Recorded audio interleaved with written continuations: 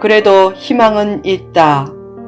두 번째, 요한계시록 8장 6절에서 13절 말씀.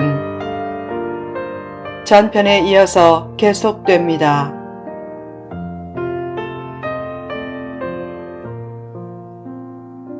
빅터 프랭클이란 유명한 유대인 정신과 의사가 있었다. 그가 아우슈비츠에 갇혔을 때 많은 사람들이 병과 중노동과 영양실조로 죽어갔고, 몸이 약하거나 노동력이 없어진 유대인들은 모두 가스실로 보내졌다. 자살자도 많았다.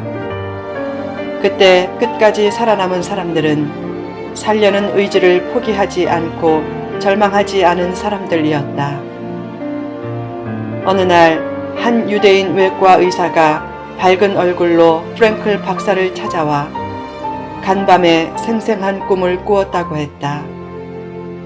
그 꿈은 추수감사절에 연합군이 진격해와 자유를 찾게 되는 꿈이었다. 그 후로 그는 활기찬 모습으로 수용소 생활을 했다. 수개월 후 추수감사절이 되었지만 여전히 연합군의 진격 소식은 없었다. 다시 며칠 후 그가 프랭클에게 다가와 힘없이 말했다. 박사님, 다 틀렸습니다. 헛된 꿈이었습니다. 다음 날 그는 심한 발열 증세를 보였고 며칠 후에 죽었다. 자유를 향한 애타는 그리움과 희망이 사라지자 영혼을 붙들던 정신적 기둥이 무너져 내린 것이다. 절망은 인간을 병들어 죽게 만든다. 성도는 고통스러운 환경과 불의한 사람이 자신을 무섭게 짓밟아도 결코 절망하지 말아야 한다. 하나님 안에서는 늘 희망이 있기 때문이다. 의심 중에 찾아오시는 하나님. 가끔 자신에게 실망할 때가 있다. 심지어는 성도도 내가 이토록 믿음이 없었나 하는 절망감이 들 때가 있다. 그래도 너무 절망하지 말라. 믿음을 가진다는 것이 초인적인 사람이 된다는 뜻은 아니다. 부조리한 현실을 보면 하나님의 공의와 사랑에 대해 의심할 수도 있다. 때로는 그런 의심을 통해 하나님과 더욱 깊게 만나고 더욱 깊은 진리를 깨달을 때도 많다. 의심하고 탄식하는 한은 있어도 희망만은 잃지 말라. 미국에 평생 무신론자로 지낸 한 여성이 있었다. 그녀는 어느 누구의 전도도 받아들이지 않았다. 어느 날 20대 초반인 그녀의 딸이 큰 교통사고를 당했다.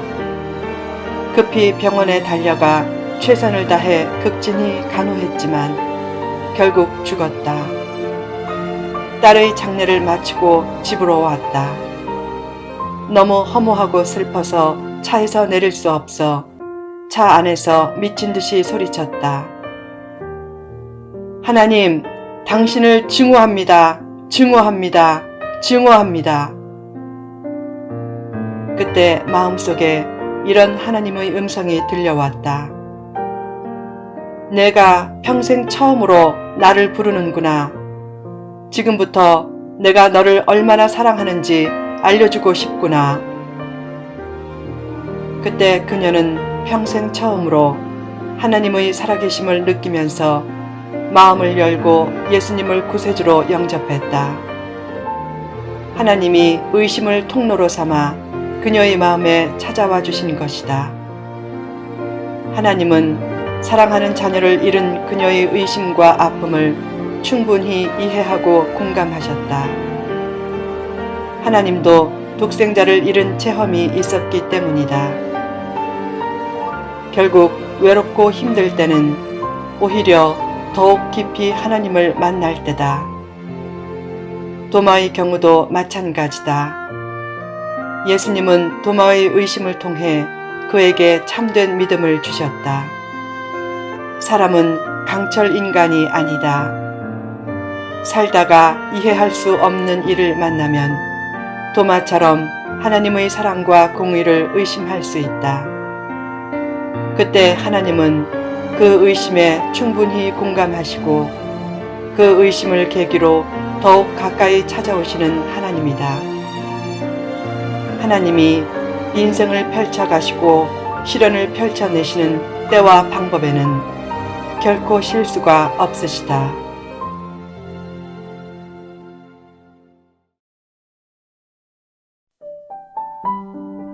어느 날 애틀란타에 사는 한 목사가 플로리다의 시월드에 갈 계획을 세웠다. 원래 월요일에 출발하려고 했는데 6살 딸이 주일 예배 후 바로 출발하자고 이상하게 졸라댔다. 할 수 없이 하루 일찍 시월드로 갔다. 다음 날 월요일 돌고래 쇼를 보러 갔다. 화창한 날씨였는데 갑자기 천둥 번개가 치고 비가 쏟아졌다. 사람들이 비를 피하는 곳으로 몰릴 때 다시 쾅쾅쾅 하고 천둥 소리가 났다. 그때 어린 딸이 놀라서 어른 품을 찾는데 엄마 아빠의 품 대신 5m쯤 떨어진 곳에 있던 한 젊은 여성에게 달려가서 그녀의 품에 안겼다. 그 여성도 자기 딸을 꼭 껴안았다.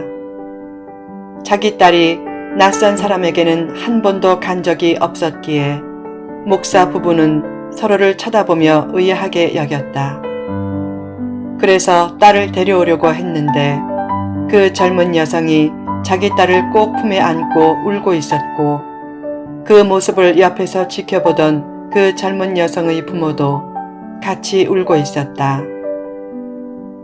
나중에 알고 보니 그 여성은 6주 전에 6살짜리 딸을 병으로 잃은 여성이었다. 그때부터 하나님을 의심하고 깊은 절망과 회의에 빠져서 세상을 보려고 하지 않았다. 그 모습이 너무 가슴 아파서 그날 그녀의 부모가 그녀를 데리고 6주 만에 처음 외출한 것이었다. 그런데 천둥 소리에 놀라 자기 품으로 달려든 6살짜리 목사의 딸을 죽은 자기 딸처럼 느끼고 그 아이를 꼭 안으면서 마음의 상처가 치유됨을 느꼈고 동시에 죽은 딸이 천국에 갔다는 확신이 생겼다고 했다. 하나님이 그녀의 의심을 통해 그녀에게 믿음을 주신 것이었다. 또한 그런 일이 이루어지도록 하나님은 목사의 어린 딸을 움직이셨고 그 어린 딸은 거룩한 만남의 날짜가 어긋나지 않도록 일찍 시월드로 가자고 그토록 아빠를 조른 것이었다. 하나님은 사소한 일상까지 지휘하시고 의심을 통해서도 믿음을 주시는 자비로우신 하나님이다. 살다가 힘들고 어려운 때를 만나면 이런 의심의 탄식이 나온다. 하나님, 어디 계십니까? 정말 살아계십니까? 그때 하나님은 그 의심을 통로로 삼아 다가오신다. 하나님은 초인적인 믿음을 가진 성도만 원하시지 않는다. 슬플 때 슬퍼하는 모습도 충분히 이해하고 공감하신다. 슬픔을 억지로 감추면서 강철 믿음을 보여주겠다는 과시적인 모습을 버리고 정직한 마음을 가지고 때로는 이렇게 말하라. 하나님, 이 상황을 잘 이해하지 못하겠습니다. 정말 하나님을 잘 믿고 싶은데 왜 이런 상황이 생깁니까? 이 의심의 문제를 풀어주소서. 하나님은 도마처럼 의심하면서도 하나님을 향한 깊은 갈망을 가진 사람을 결코 외면하지 않는다. 하나님은 믿음이 좋을 때만 함께 하시지 않고 의심 속에 빠질 때도 함께 하신다. 삶의 의문을 가진 것에 대해 너무 자책하지 말라. 믿음이 있다. 는 말은 의심이 전혀 없다는 말이 아니고 의심이 있다는 말은 믿음이 전혀 없다는 말이 아니다. 완벽한 믿음만을 내세우지 말라.